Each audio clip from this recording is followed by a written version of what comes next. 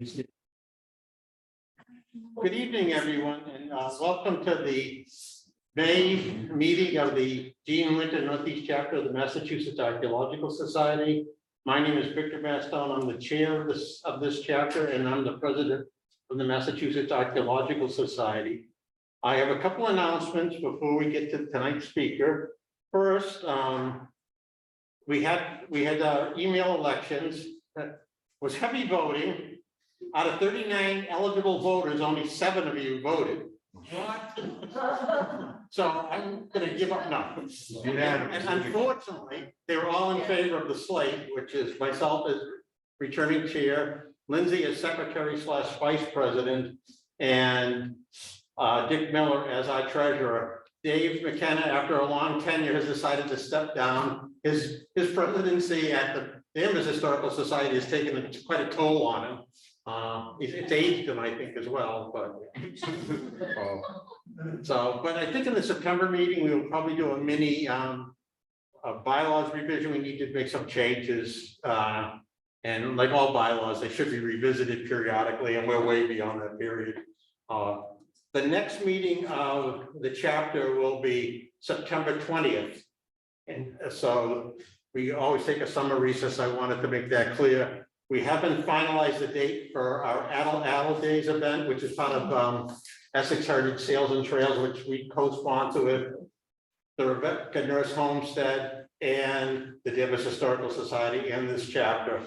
So that's sort of a combo Mass Archaeology Month, which is October, and Sales and Trails event. With that, it's my great pleasure to introduce our speaker tonight, Dr. Claudia Chang. I'm only looking at this because I can never say the title of her paper, but Claudia is going to be doing recent a paper on her recent surveys and excavations in Kyrgyzstan and Kazakhstan, Bronze Age through Middle Age and ethnographic agro-pastoral sites. Sounds like a mouthful. However, let me tell you, for her dissertation, I was the illustrator of her agricultural pastoral dissertation. So it's a great pleasure for me to do that. Claudia and I actually attended Binghamton. She was only a couple of years ahead of me in the graduate school there. And her husband, Terry, who was her assistant on all her projects, as well as her professional photographer, was a classmate as well. And he was at class behind me. So it's a great pleasure to have my Binghamton family here. Quite a close family. So with that, Claudia, I'll let you take it away.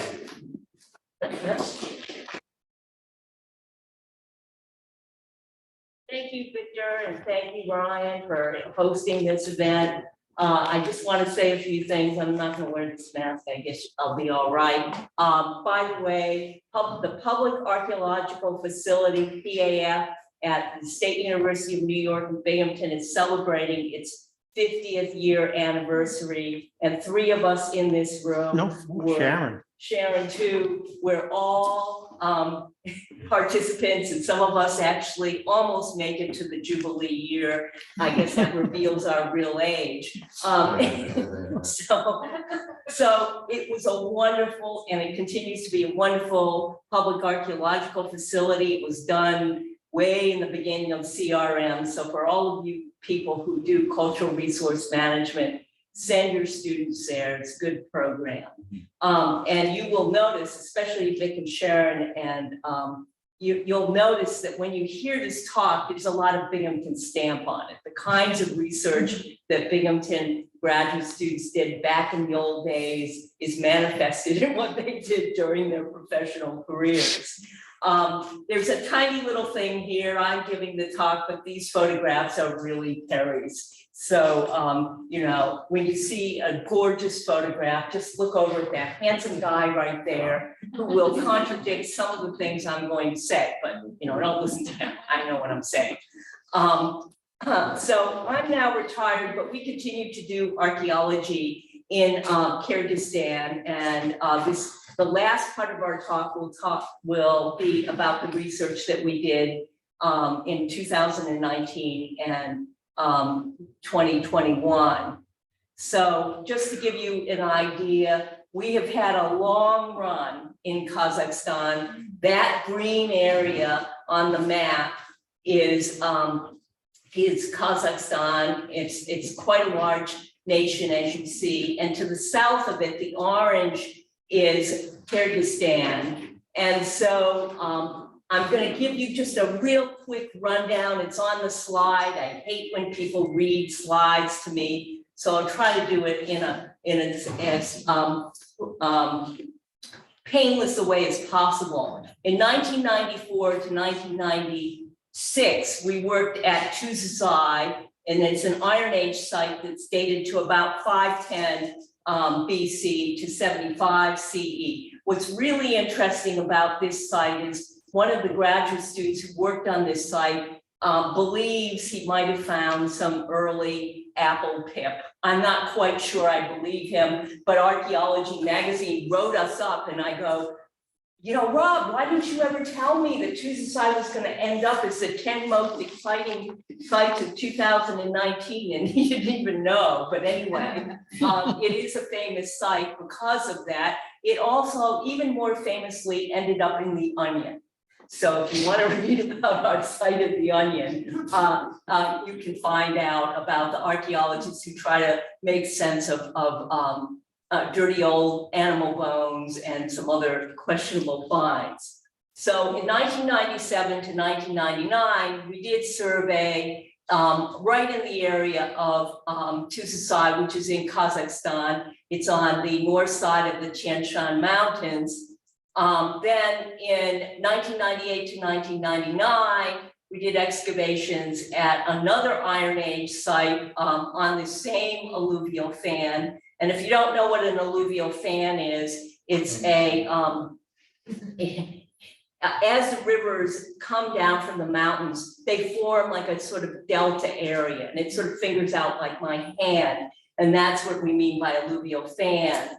And then in 2000 to 2007, we did excavations at Talbi Bulak, which was another Iron Age settlement on the same fan.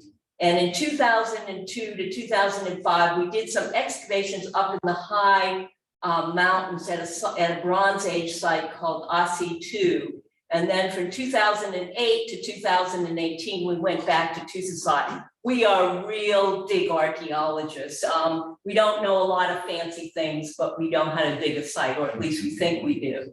So here you see, this is, I'm just going to tell you, this is our latest work. We're working in Kyrgyzstan, and that's that orange little tiny place next to Kazakhstan. And you notice, I don't know if this has a pointer. I don't want to try because it might do something funny. But if you see that big white area, that's Lake Issyk-Kul. It's the second highest lake in the world. It's a salt lake. And we're working on the south side of that lake. It's where a lot of tourism has gone on since the period of the Soviet Union. It's a beautiful, beautiful lake, and it's surrounded by glacier mountains, the Tian Shan to the north and the inner Tian Shan to the south. And so we have done survey in two of these areas. I won't say their names, but I go back in time, and now we go back to Kazakhstan, and I'll just describe a little bit of the research we did at Tuzasai. This is a large village, and it probably covers an area of 10 hectares in size, but a lot of it is an agricultural field. And we only had a very small portion that we could excavate, but even if we could excavate more, we could never excavate this entire site. So here's an excavation, I think this was done in 2015, of a pit house. And you see it's a small round structure, and anybody who's worked in the American Southwest will recognize what these things look like. I don't think that Northeastern archaeologists have quite the same sort of structural formations. And so we began excavations in 1994, but we didn't find this. We didn't find pit houses. As a matter of fact, we would have constant fights on the site about whether we were seeing mud brick, which is just, you know, piled up dirt clumped into bricks that make structures. And in fact, we were, but the local archaeologists had never really discovered mud brick in these Iron Age sites. And not many people had dug Iron Age settlements. They had dug a lot of these big burial mounds where they found treasures. of buried elites, but they hadn't really worked at the settlement sites. So we began to find all kinds of ceramics, and I did flotation, and I got people to come in and do archaeobotany. And lo and behold, we found wheat and barley and the two forms of millet and foxtail and broomcorn millet and a grape pip and maybe an apple pip. And all of this became very exciting because these people were known by, Herodotus wrote about the Scythians, and the Saka are an Eastern version of them. And Herodotus said that they're nomadic, and they don't really have settlements. They live in wagons and put tents on them. Well, but Herodotus wasn't completely off the mark. He also said that some of them practiced agriculture, and here we have evidence of the earliest agriculture. We know that they kept sheep and goats and cattle and horses, camels and dog and donkey, and they also hunted some wild animals. We have evidence of red deer and roe deer and fox and hare and some birds. There are some animal style artifacts, and for any of you who know art history, you might have noticed that these wonderful gold splendid finds with predator animals or horses and deer, and the animals are sort of twisted. Those finds that are often plaques are associated with the people that we're excavating the settlement sites of. However, we don't find any gold, and we find only bare traces of things that look like they could be animal style artifacts made out of bone. And so they're just little carved pieces, which are fragments. So, but we know that they're the same group of people. These may be the commoner people as opposed to the elites. I have to show my wonderful husband. He does a lot of things on the site.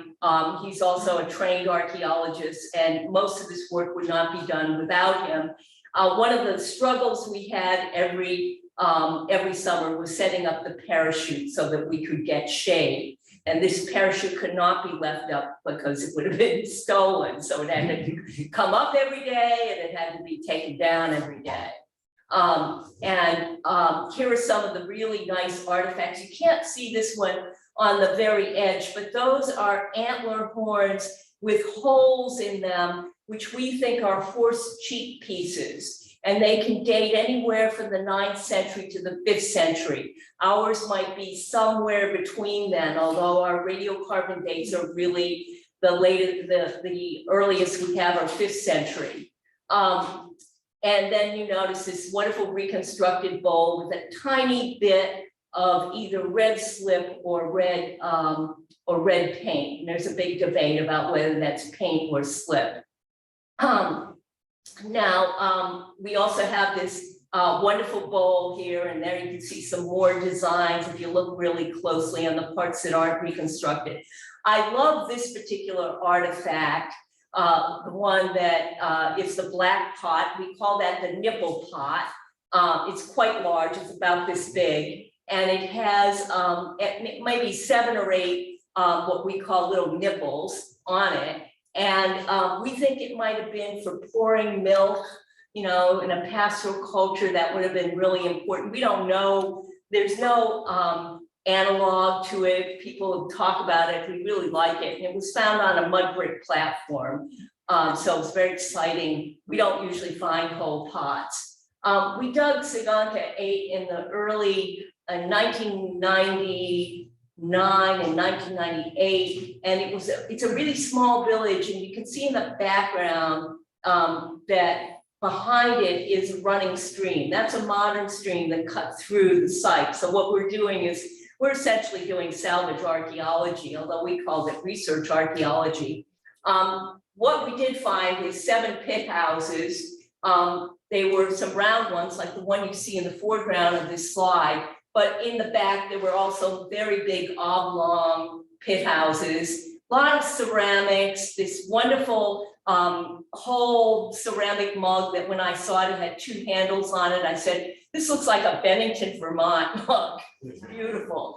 We found what we thought was a bread oven, some seed remains, wheat, barley, and the millets, and animal bones, I won't go through all of that again. And I think if I remember correctly at this site, we also found some evidence of cannabis. So that was exciting. Cannabis, CBD. Yeah. Okay, Talby Block 2, which we excavated from about 2000 to 2007, was a really interesting site in that we didn't find a lot of pit house structures, but we found a lot of pits. And here you can see we're working in one of the pit houses, and if you look way in the back, you see the stratigraphic profile. There's at least 8 to 10 different layers of occupation at these sites. These are the hardest sites I've ever excavated in my life because features cut into other features. And unless you're a really good archaeologist, and it's hard to dig in lost soils, you can't always see them. I'm glad that Perry was trained in the Northeast and that I had a little bit of experience in the Northeast or in Northeastern archaeology, because the stains are how you read the soil. And then very often the soil dries out, so you have to constantly spray it down or really look closely at these profiles. And sometimes you only see things in section, which means you've already destroyed the other half of it. So very complicated. And I won't read through the whole inventory of what we did find. We love this site, Talby Block 2, but we got into a sort of land war with the owner they had begun to privatize a lot of this land. So there's the handsome Perry, you know, with the Soviet transit. We bought this at the bazaar for $50 and it worked really, really well. So no laser transit for us. We're working back in time. And, you know, I did all of the mapping, but then I would have a local person tush or ink all of these drawings. And here you see that pit house that you saw us excavating and another oblong pit house. There was a large ditch that went through this. I wondered if it was sort of like a palisade wall ditch separating the living area from the storage areas. And you see all of those, storage units. Some are rectangular and some are sort of, you know, oblong. It's an amazing site. And on the upper levels were a series of fire pits that we thought could have been little metallurgy units, maybe for finishing metal, not for really doing major kind of metal work. Oops. And there you see us doing excavation. Some of you might notice, those of you who are trained archaeologists, that we do sort of funny archaeology. Soviet style archaeology used the Wheeler box grid method. And so sometimes we have bulk walls between, you know, each unit. It looks a little strange. And we wanted to pay the local boys to break those bulk walls, but our Kazakh colleagues really liked these bulk walls because they would read the stratigraphy on them. And I wanted to dig horizontally and they wanted to dig vertically. So, you know, we worked it out after a while. We came up with our own system. Nice stone sort of ball. And then over there, a bronze, we called it a bronze talisman. We don't really know what an analogy to that particular artifact is. We also did some work up in the high mountains. And this was in an upper mountain valley. This was a site that we worked with a dendrochronologist from the University of Arizona Tree Ring Lab. And there were a lot of timbers found on this very large 15 by 15 meter stone wall house. On the floor were timbers. We think they were roof timbers and structural timbers. And she was able to really get fairly precise dates. So from the tree ring dating and the radiocarbon and AMS dating, so it's 1610 to 1490. And I was talking to somebody, I think it was John, and he was telling me that he had worked with Bryson. This was the site where I was talking to Reed Bryson about trying to figure out climatic issues, because she, from the tree ring, she had enough tree ring data that we could sort of start tracing good years, wet years, and dry years. And then he was going to be able to try to help us reconstruct what was going on in the Bronze Age with climate change. The Soviets had, and the Kazakhs had a lot of ideas that somewhere at about, the beginning of the first millennium BC, the climate changed and it became cooler and drier. And in their minds, when the climate became cooler and drier, then there was going to be a lot more horse and cattle and sheep and goat pastoralism. Well, it turns out that it's not that way, that the pollen records show that what happens at different points in the sequence, in the climatic sequence, is it gets cooler and wetter, which makes for a whole different set of circumstances. I would have thought that pastoralists would like cool and wet myself.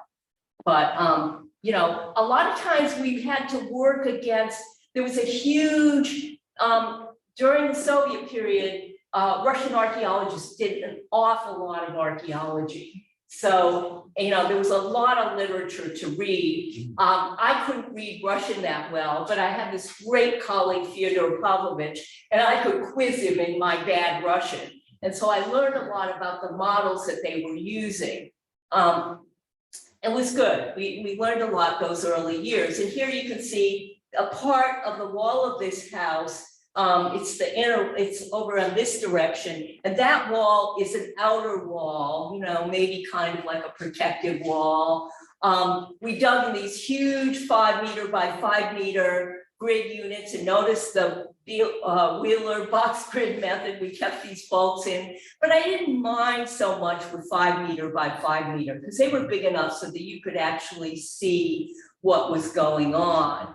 And we brought tents from America. We had these wonderful Cabela tents that our local friends just loved because they could stand up in them. And we stay up for about 2 or 3 weeks in the mountains. It was tough. We didn't get snow usually because it was in July or August, but we got a lot of rain and it could get cold up there. It's hard to do the work. There again, some more advertisement for the famous Perry. He's looking like Indiana Jones in this picture, but you see him, he's got all his gear and his great hat. And you need somebody, when you're doing this kind of work, I did all the drawing, I did the site drawing, I did the profile drawing, the plan view drawing.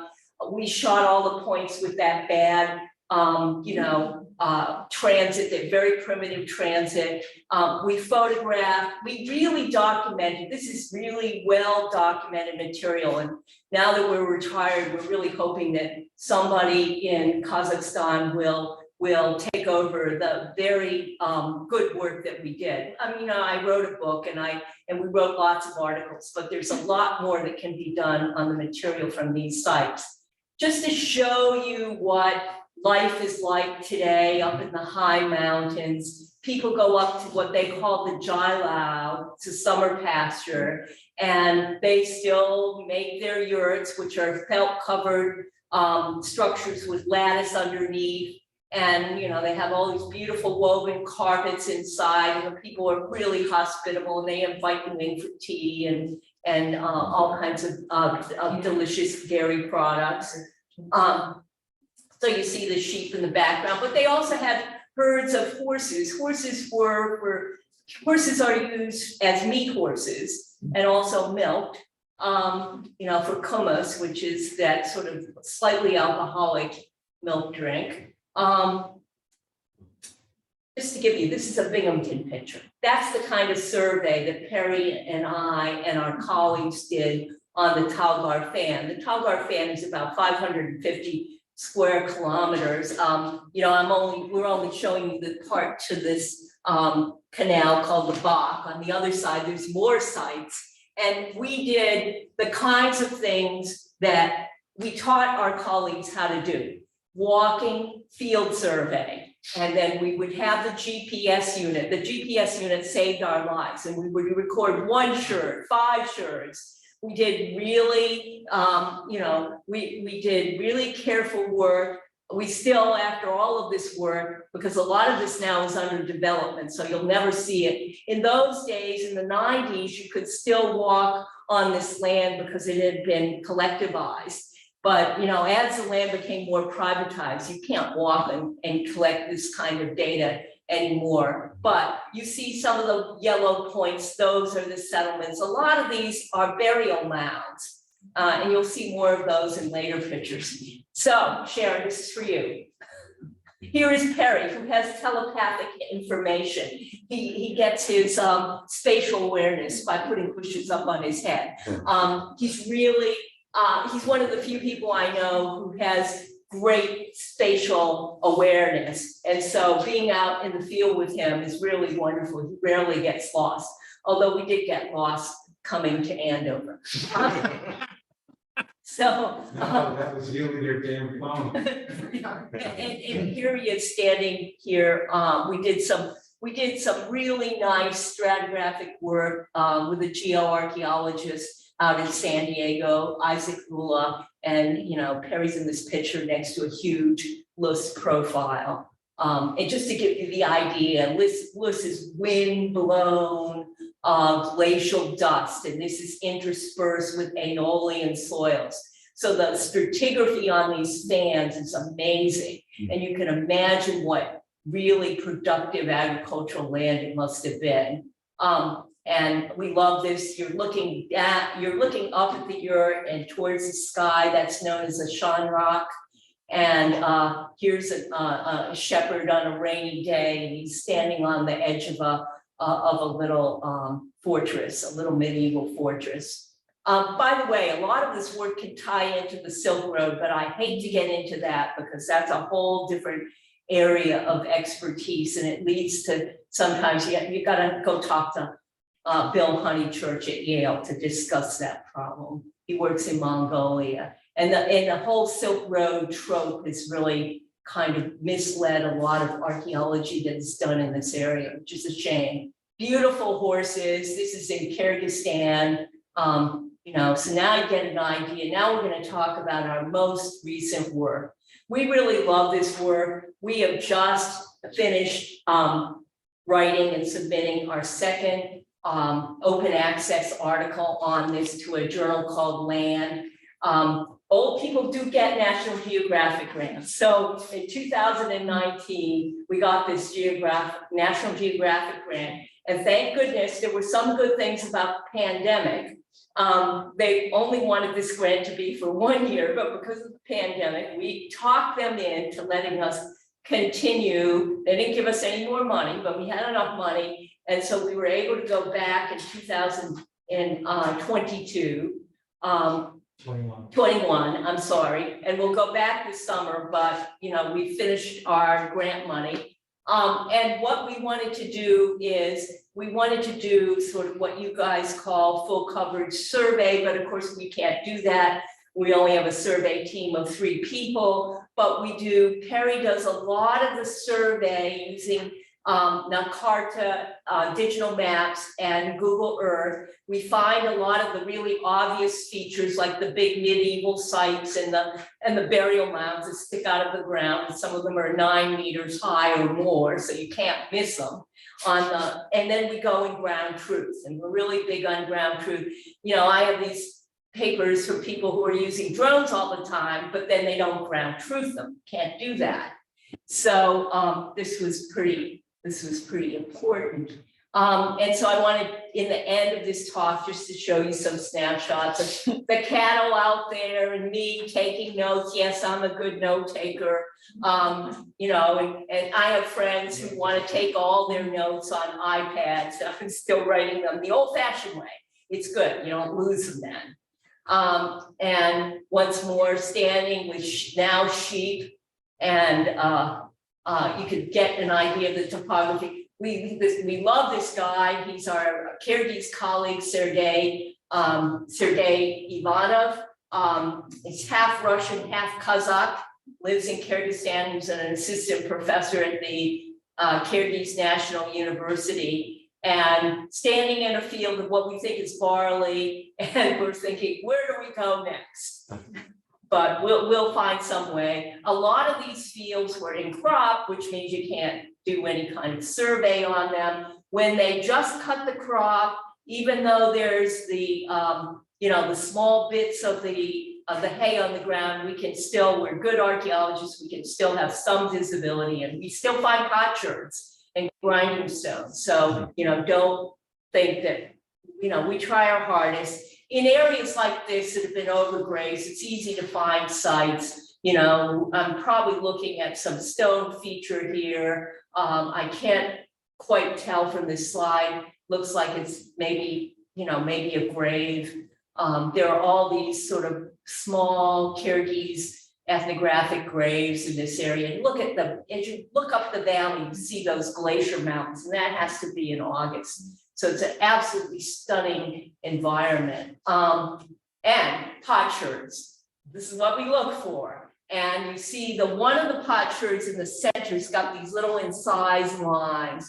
That's probably a Mongolian period pottery sherd. There's a lot of crappy red wares, and they're hard to distinguish between whether they're handmade Iron Age ceramics, or you can tell the wheel turn pottery, which is usually Middle Ages, but not always. So, we love to look at profiles. Sergey and I are inspecting a profile here, and he's showing me melted mud brick.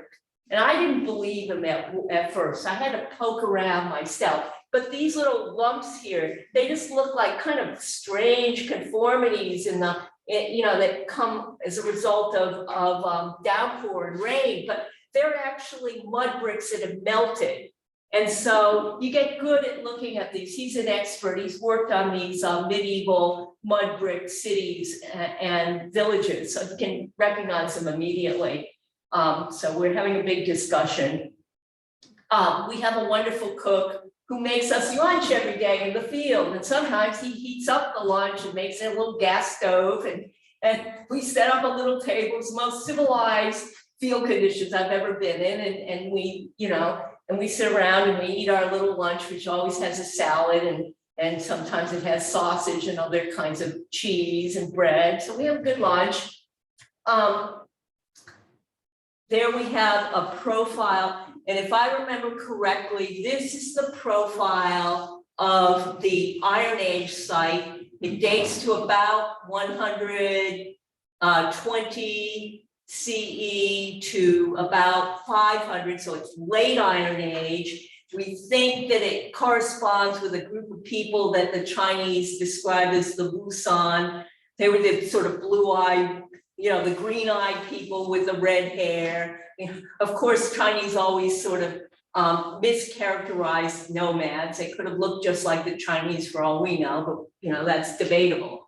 And we're drawing on the profile walls, and you go right up to the surface of the site. You can see the overburden, and then you go down and you can see the sort of the kind of dark ashy layers, and you see that this is melted mud brick. So you get an idea of what melted mud brick looks like. And then then we're looking at the different features. There's a couple of pits in that particular profile. We think that this is a house pit, but we don't have the edges of it.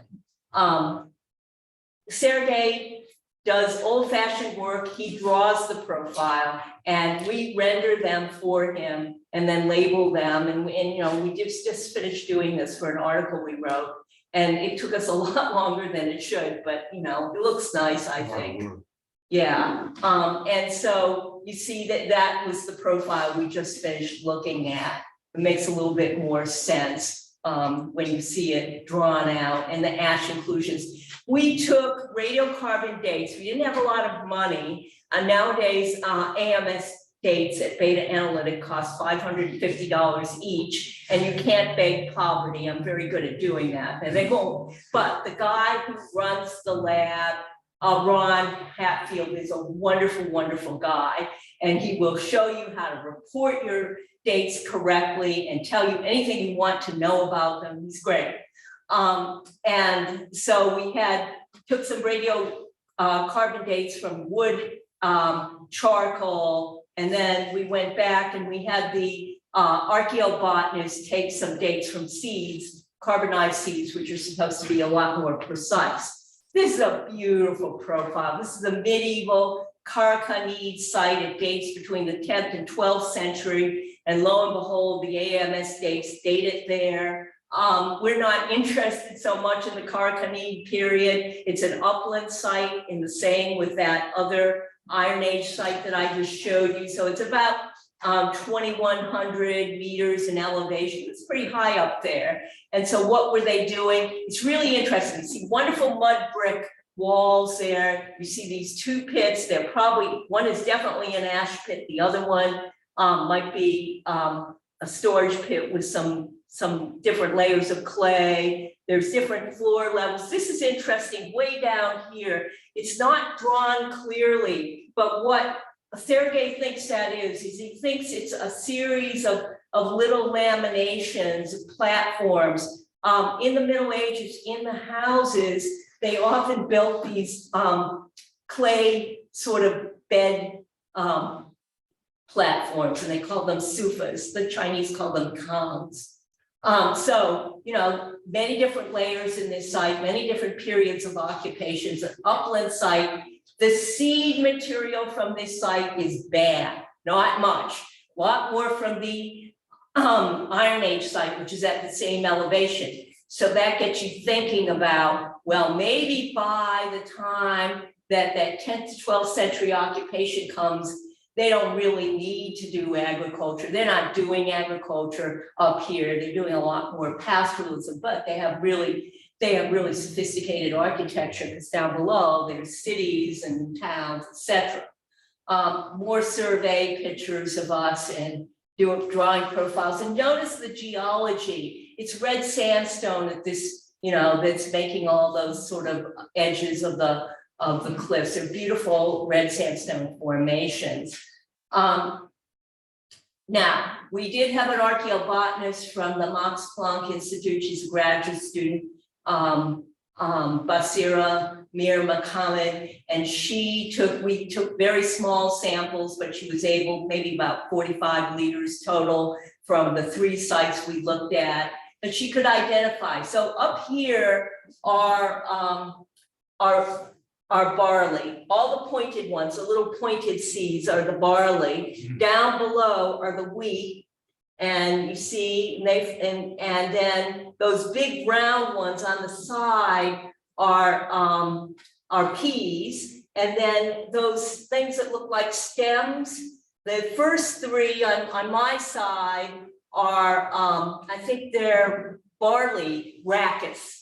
And you guys know what a rackus is. It's that fine little piece that holds the grain together, you know, holds the grain on the larger stem. So she's able to recover rackets. That's pretty amazing. That means that they're probably growing and processing those seeds right on those sites. That's good stuff to know.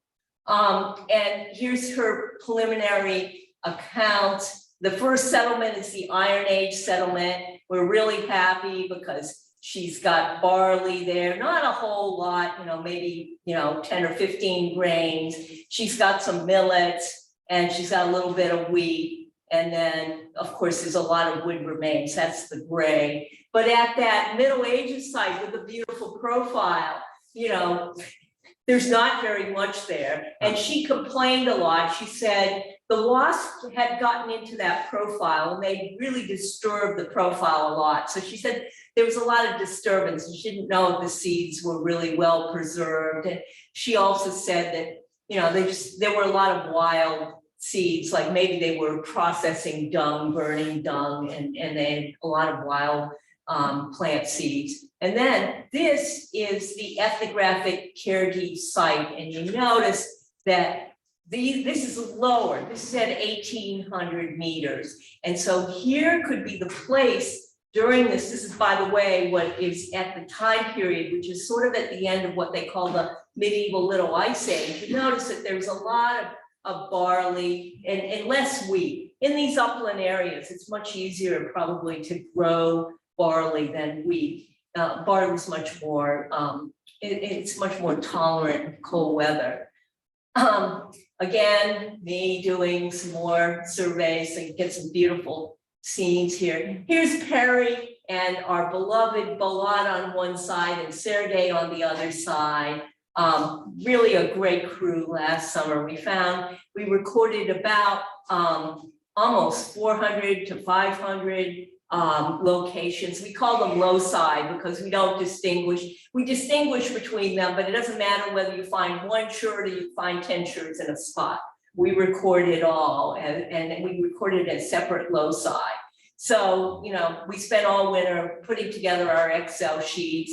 We had a GIS person who's working with us, but I didn't give you that GIS material because it's a little bit, I don't know, it's a little bit sophisticated and maybe, you know, not so interesting. Here we are standing on these huge burial mounds. Those are Iron Age burial mounds.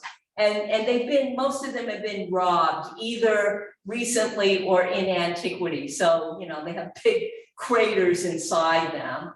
These were the elite burials. I'm not ever interested in excavating them because they're a lot of trouble and there's a lot of, but they're part of the story as well. And they tend to follow along linear clusters, which maybe be their sort of lines of power. Anyway, there's a lot of people to thank for all this work. We had grants from the National Science Foundation over the years, 2 sets of grants from them, from the American Philosophical Society, from the National Geographic Society, and my college where I taught, Sweetbriar College, gave me some funds, the Virginia Humanities Mellon Grant.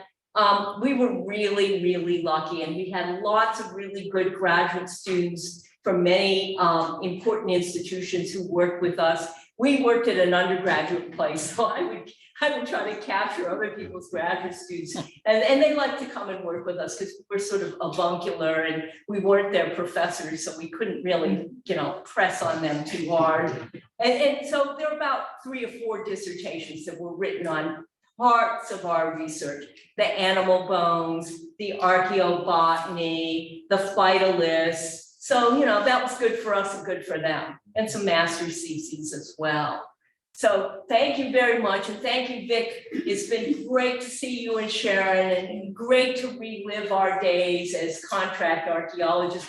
I think everyone should get their beginning training in CRM work. Really it teaches you how to work in the field, how to be humble, and how to manage well. So that if you do end up doing research archaeology, you have a lot of skills that some more academically trained archaeologists who just go through graduate school do not have. So here's our plug for PAF. Thank you.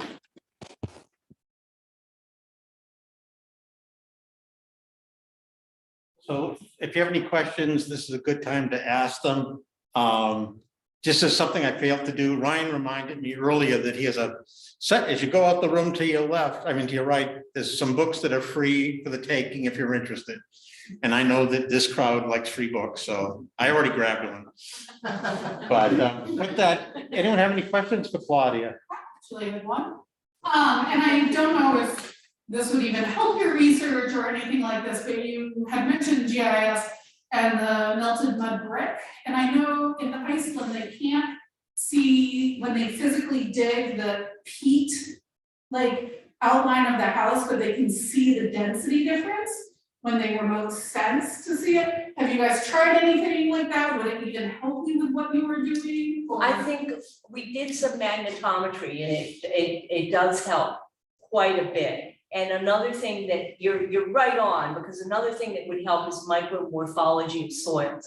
And our problem is we never had the money. So we always when we need it. And we always became better and better, or tried to become better and better field archaeologists. A lot of the local guys, because they do work in mud brick and they even make their houses out of mud brick, they can see a mud brick. So, but you're right, there are techniques. We're not there yet. Thank you for your question. It's a good one.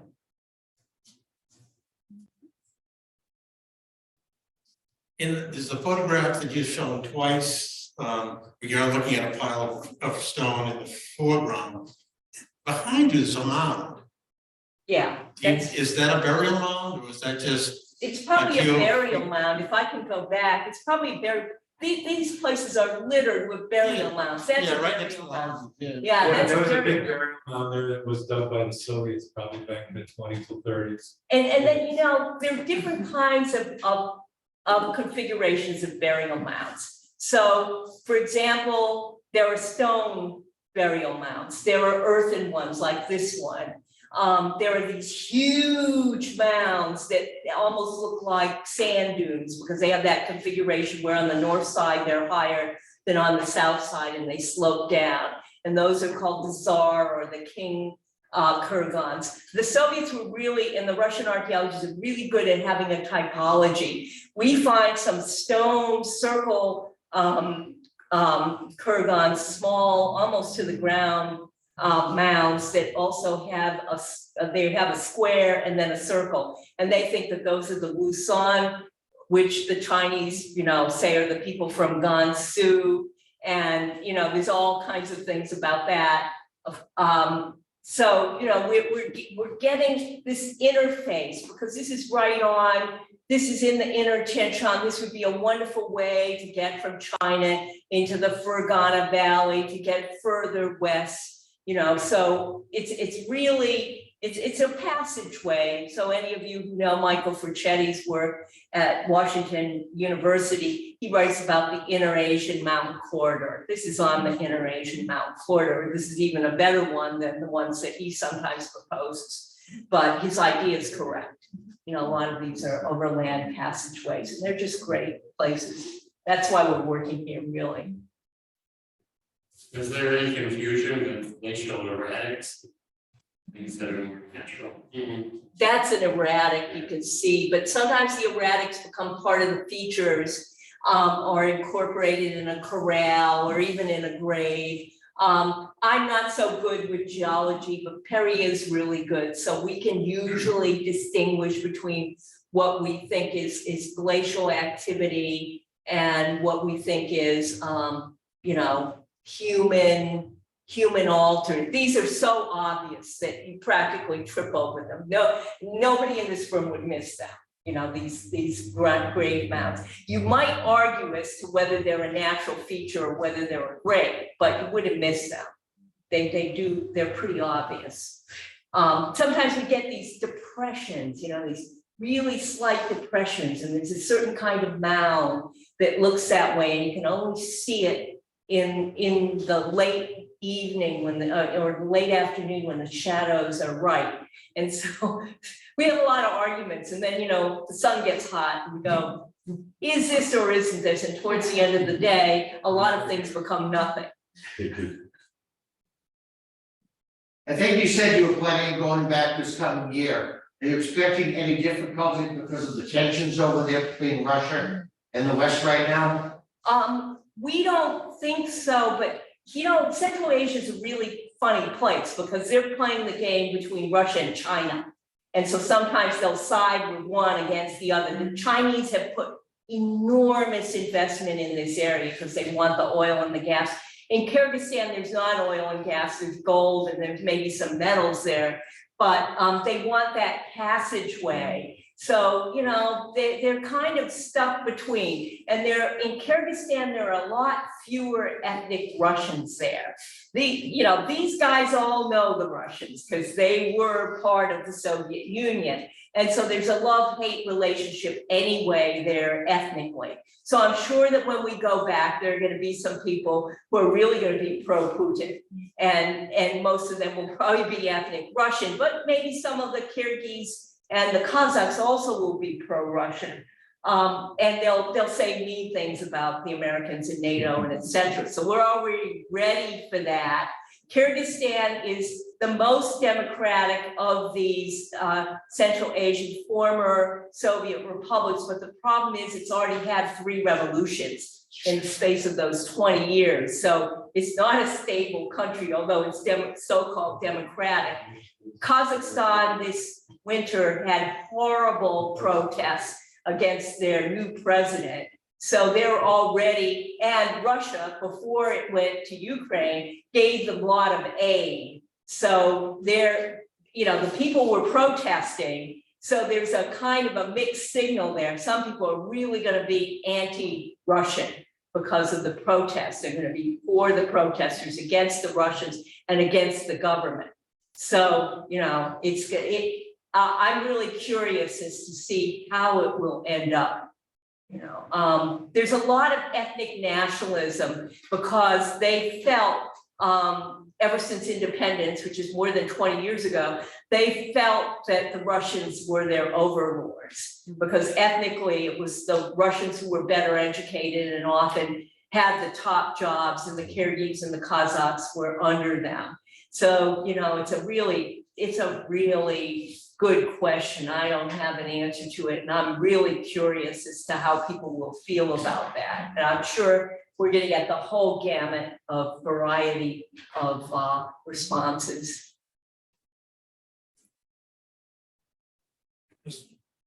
Yeah.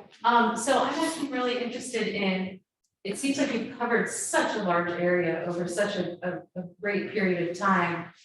And you're really looking at space and time. So I'm actually really interested in the GIS analyses they may be doing at Binghamton to see how they may be modeling, or you're working with them to model that space and time and trends to better identify perhaps that movement or Here's what we're organization of the landscape. Here's what we're beginning to see. We have a GIS guy who's terrific. He was a former student of mine at Sweetbriar of all places, and then he went on to, his mother was a librarian there, so he got free tuition for a few years, but he couldn't graduate. This was a women's college. But this guy is at North Dakota State University, and he's taking all our GPS points and coordinates, and he's putting them on this GIS database. And he's beginning, one of the questions we were asking is we're trying to separate the Saka burial mounds, which are earlier, from the Wusan ones, and see if there were different uses of space. And of course there are, and you can do co-location on them. We can already see this with our eyes, but it's much better to have somebody actually doing it. Now there's something really odd going on, and I know this from what I see in the field. I don't know how to model it yet. The Middle Ages sites are huge, some of them. They're practically small cities.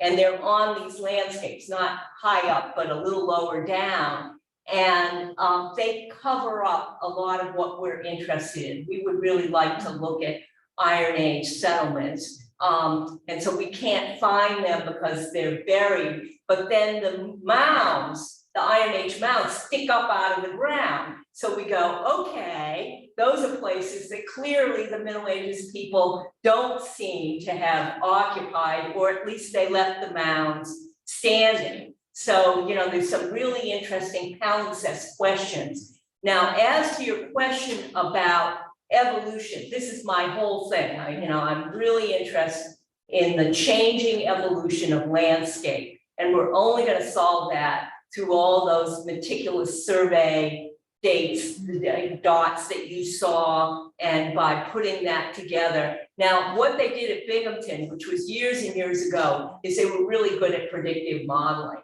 I've kind of given up on predictive modeling. I don't want to do that, but I do want to do space and time modeling as you described, and I hope that this guy from North Dakota State University is going to be our answer to that. You know, we just gotten to the age where we're too old to learn new things, but we know people who can do these things and are really, we can tell them our ideas and they can test them for us. So you're right, you're absolutely on the money there. That's what this is about.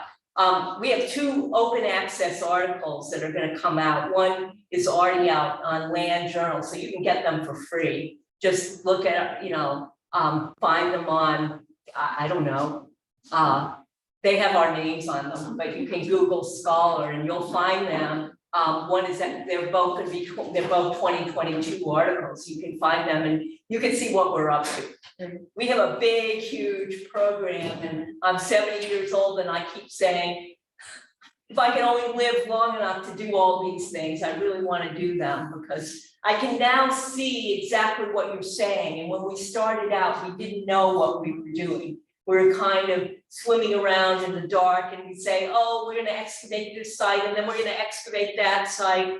because we're, I grew up being a dig archaeologist and I love to excavate. And so this was heaven to me. And I had research problems, but my research problems were really unsophisticated next to what I think about today. I love this space and time continuum because I'm hoping that we can put together with pollen proxies or some other kind of environmental proxy, how these upland areas change over time, and we can show it in terms of niche use.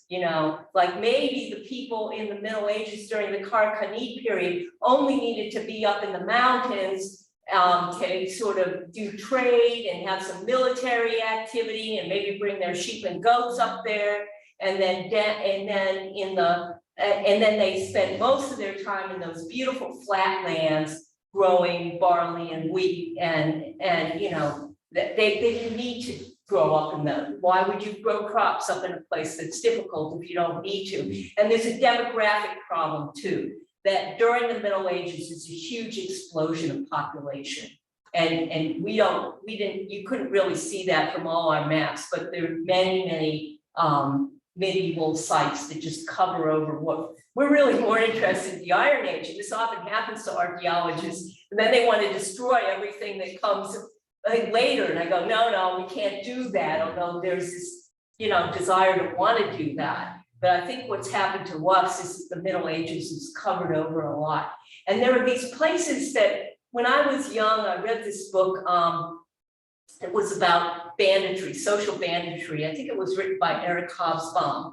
And, he talks about refuge areas. Some of these upland valleys are enclosed and they're refuges. And they're just they're great refuges for bandits and traders and raiders and all the kind of people that, had to be the sort of add-ons to the famous Silk Road. We're always hearing about the Silk Road as being, it is this wonderful urban event, but it's also, there's also lots of outlying places. And in some of these hidden valleys that we were up in last summer, we saw these little small Middle Ages, they look like Middle Ages farmsteads or homesteads. And we wondered, what are they doing up here? And they're almost like enclosed valleys. And you have the feeling that there could be groups of little budding populations off in that area that are creating kind of violence and, holding their little valley and taxing the people down below who want to go over in that area and go over to the next, go over to the next high valleys or to China, wherever they're going.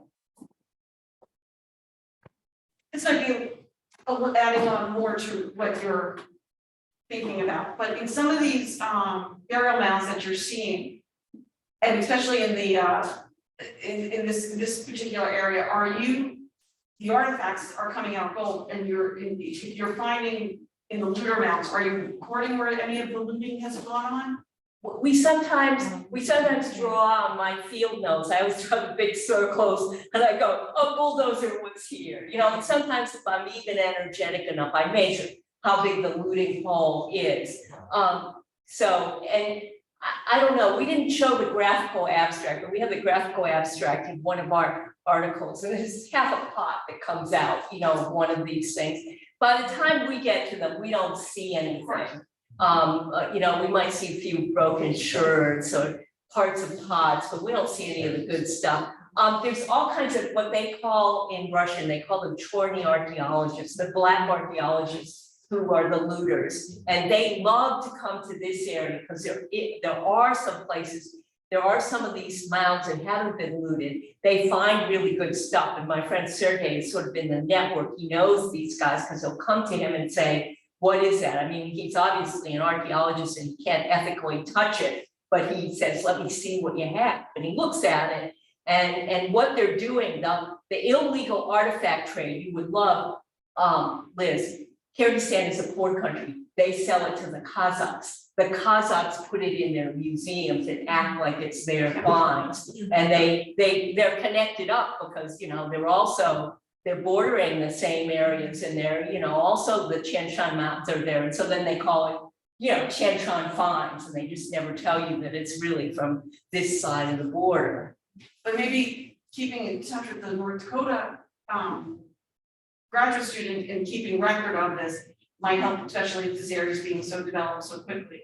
And one day perhaps some of the, able to help with more convenience of objects. Yeah, we could do that. That wouldn't be hard for us to do, because we could go through and we know more or less, we record whether they're destroyed or looted. So we know that on our spreadsheets, and we could, I would say, what do you say, Perry, 80%? Oh, yeah. 80% have been looted, there's not too many intact. Yeah, yeah. We know when they're not, because, Sergey's a big Kyrgyzstan expert, he wants to excavate something that isn't looted, so keeps going, but there aren't that many. But you're right, that would be another added layer, and we already have the data, we're just really not always so smart, so I'm glad you gave me that idea. We're not always so smart about what we should be putting on these maps that we're making, because we can put all kinds of things on the maps. Well, there's different layers Yeah, with GIS, so you create layers of different yeah, characteristics. we have, we have the locations, we have the sizes of them, so there's different size classifications. The Russian and Soviet archaeologists believe the size of these mounds had to do with their status sometimes and their investments in how big they wanted to build the mound. So there's a ton of data that can be put on these layers. Plus, all the other information that we're collecting. So, we've become survey archaeologists, although I'd like to do a little bit more excavation. The bang for your buck from survey is much higher. Get a lot better return. You got to do some excavation so you know what's under the ground, but you can get a lot from survey. And that came from walking in cornfields. Yeah. Thanks a lot. Well, thank you.